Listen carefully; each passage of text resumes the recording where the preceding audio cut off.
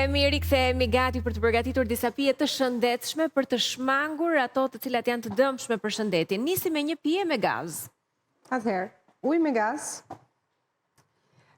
frut të shtrydhur vetë. Ne kemi marrë lëng limonin për të kujtuar limonatat që bënin dikur edhe që ishin aq të mira, por në fakt mund të jetë edhe lëng portokalli, mund të jetë shalqi, sepse ai ka dhe lëng vetë dhe ka shumë lëng dhe mund të bëhet edhe i paholluar, po mund të jenë edhe të tjera fruta, pjepër për shembull, që preferon fëmia. pikërisht mjafton të shtrydhet, por duke qenë se nuk është e këshillueshme që të pijen lëngjet e frutave në sasi të mëdha sepse përmbajnë shumë sheqer, këshilla është për të evituar dhe ato pijet me gaz të cilat ne i kemi shumë qejf, që të përdorim ujë të thjesht me gaz dhe pastaj ta hollojmë me anë të lëngut ton të frutave, duke i holluar në këtë mënyrë sheqerin, pra duke i paksuar sheqerin që ka vetë frutat në përmbajtje. Dhe sigurisht mund të përdorim mjaltën në vend të sheqerit, meqense ka edhe vlera ushqyese. Sigurisht, të pyesin nga shtëpia, po ujin me gaz a mund t'ja përdor fëmijëve të vegjël. Fëmijëve shumë të vegjël sigurisht që nuk mund t'ja përdorim ujin me gaz, për arsye se krijon gaz në stomak, mund t'i japi dhimbje, mund t'i japi fryrje. Fëmijëve pak më të rritur. Mendoj nëse fëmia juaj ka tendencën të pije me gaz, nuk dua t'ja përmend emrin, po shumë të njohura që pëlqehen nga të gjithë, sidomos kur shoqëron me pica apo me patate të skuqura, atëherë është po ai zëvendësues shumë i mirë dhe duke e bërë me fruta të kuqe, me lëngun e frutave të kuqe, mund të marrin edhe atë ngjyrën e preferuar nga fëmijët. Kështu që mos harroni të bëni në shtëpi limonadën tuaj. Edhe ti marrim ndërkohë që e krijojmë këtë pije, se atëherë kënaqen akoma dhe më tepër kur bashkëpunojmë. Bashkëpunimi është shumë i rëndësishëm. Tjetra. Pastaj, pija tjetër është mund të kujtojmë dikur kakaon që kemi bërë. Kakaoja ka pasur qenë një pije që unë mbaj mend në fëmijërinë time të përditshme pothuajse, por sigurisht që është harruar fare ose i marrim kakao paketa të gatshme në problemi është që ato paketat e gatshme kanë tmerrsisht shumë sheqer. Kështu që prandaj duhet ta bëni vetë në shtëpi dhe si mund të bëhet tani. Pa kakao, qumshtin, nuk e di nëse mund ta bëjmë tek blenderi. Do ta vendosim këtu? Po, ta fillojmë me anë të një banane. Mund të bëjmë qumësht me banane dhe me mjalt. Dhe tani do të ndryshoni sasit sipas dëshirës, sepse një fëmijë e do pak më të trash, një fëmijë e do pak më të hollë, kështu që mund të bëjmë si fillim qumësht me banane më vete. Po, kaq. Nuk e di nëse është e mundur. Po.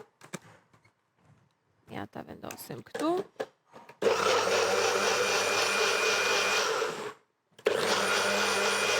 Gati. Ti hedhim gotën, aq mjalt sa dëshirojmë për ta bërë. Pisa mirë del? Del perfekt. Mjalt sigurisht sipas dëshirës, do të ishte më mirë të kisha një lugë të vogël. Një lugë të vogël, po këtë drejt. S'ka problem. Për ta ëmbëlsuar. Dhe tani, në qoftë se dëshirojmë t'i japim dhe vetit e mira të kakaos, sigurisht i hedhim aq kakao sa dëshirojmë. Dhe të gjithë sasin do ta përzijmë për mendimin tim më mirë sërish në blender. Po mund t'i kishim hedhur të gjitha. Ose mund t'i kishim hedhur të gjitha, po ishte për ta dhënë hap pas hapi, që mund ta bësh me dhe pa kakao. Ja. E përzijmë bashkë. Këtu kemi qumësht, banane, kakao, mjalt. Këta përbërës do t'i vendosim në blender për të formuar një pije të vetme që duhet ketë shije shumë të mirë. Ëmbëlsinë e ka dhe nga banania shumë një pjesë si kjo. Ne praktikojmë shpesh një përzierje me banane të tillë, sidomos me kos. Po, do e bëjmë dhe kosin në formë smoothie. Kosi ndoshta është edhe më i njohur.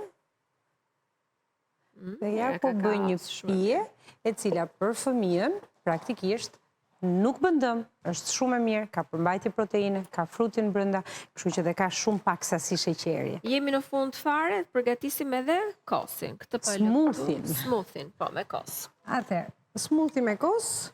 Që të themi se smoothie e njohim shumë mirë, nëse duam t'i japim një konsistencë pak më të madhe, sasi proteina që është edhe kosi i frutave që normalisht shmangim përdorimin e kosit frutave të blerë. Nëse mban mend kemi bërë një emision dhe tek emisioni kosi i frutave ishte produkti me më shumë sheqer. Sasia e sheqerit në kosin e frutave ishte jashtëzakonisht e lartë. Duhet evituar me çdo kusht, sigurisht. Boronicë, po të duash dhe banane, po të duash jo.